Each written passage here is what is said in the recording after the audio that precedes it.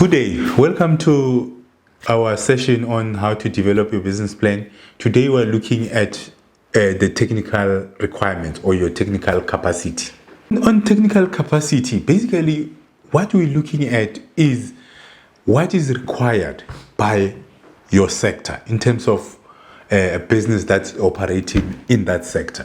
So there are certain businesses or certain sectors that require, let's say, accreditation. For example, RMK, it's in training.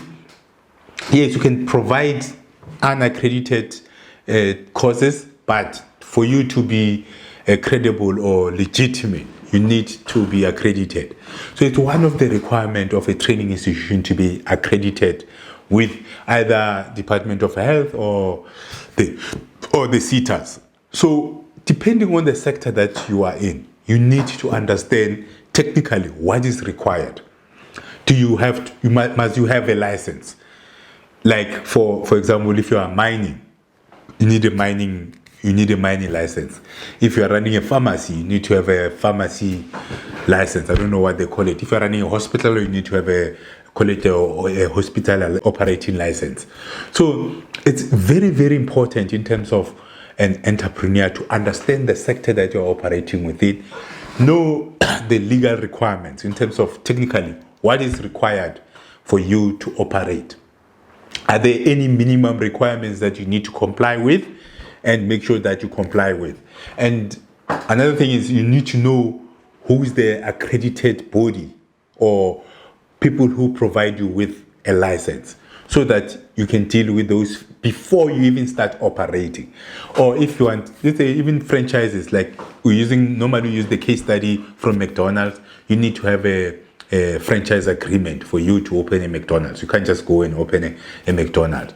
So you need to know the sector that you're operating in. You need to know the technical requirements so that you are compliant. Some, they take you long for you to get them. So don't put in money into a business to only find out later that there are certain things you need a license, or you need an accreditation, or you need an agreement of some sort before you start operating.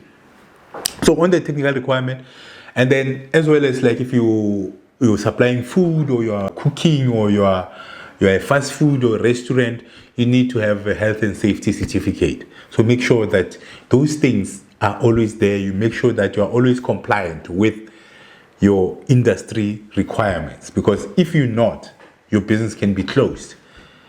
So it might affect you, might lose money if you go into a business without understanding the technical requirements. So what you need to do is to make sure that you research your sector, you understand your sector, you know what is required, what is the legislation require from you before you start operating. Because operating without the necessary license, accreditation, or agreements that you need, it might cause trouble for your business. To avoid being in trouble with the legislation, or with the law, or with government, make sure that you understand the sector that you are in. And as well, if you are compliant with the legislation or licenses or accreditation in your sector, that gives your customers confidence in your business, because without the accreditation, your customers might doubt you. So you might meet people who might lose street cred or credibility in terms of your business, because they'll tell each other to say those ones, even though they're providing a good service, they don't have an accreditation. So make sure that you have the necessary licenses or accreditations or approvals that you need to operate in the sector that you are operating in. I'm going to go into our case studies, the 3 case studies, just to give you a practical guide in terms of the technical requirements of those sectors. Make sure that you understand your sector, but this is just to give you a guide, because there are 3 different case studies that indicate the different requirements in terms of their industry, what is required. So enjoy the video, make sure you take the lessons from the video, and you are able to implement it in developing your business plan and operating your business plan. Enjoy the videos. Technical capacity. Every sector has its technical requirements, accreditation/licenses, and any other approval. There are generic legislative requirements that organizations are required to comply with, such as the Constitution, fair labor practices, such as minimum wage and compliance with labor laws, employment equity, health, safety and security, COIDA. Entrepreneurs are expected to know their sector's compliance requirements. McDonald's has one of the best standardized operations in the world. Its operations is about speed and consistency. Standardization and modular operations of McDonald's allow it to easily expand and being able to franchise its operations. Standardization is about ensuring that all the operational processes are performed with a set of guidance, and this allowed McDonald's to replicate stores easily in different locations. McDonald's was able to grow because it standardized its operating system and were able to franchise the concept.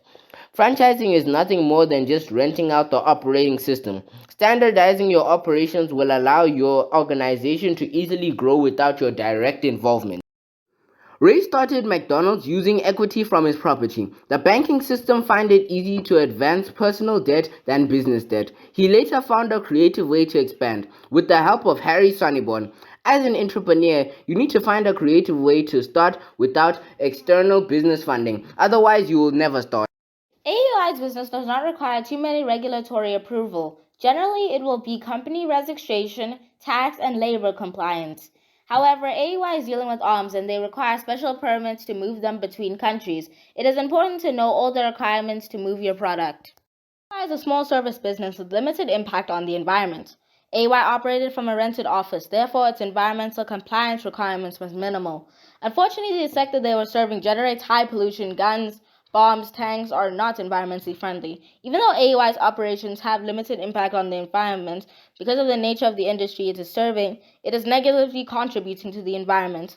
Think about how you will reduce your environmental footprints.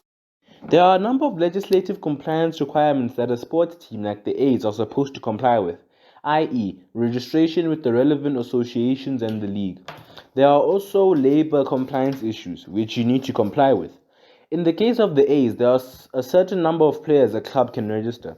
Ensure that you are aware of all the technical requirements that your organization needs to process. Stadiums and training facilities have a high negative environmental impact because of the large space required and water and electricity consumption which needs to be managed.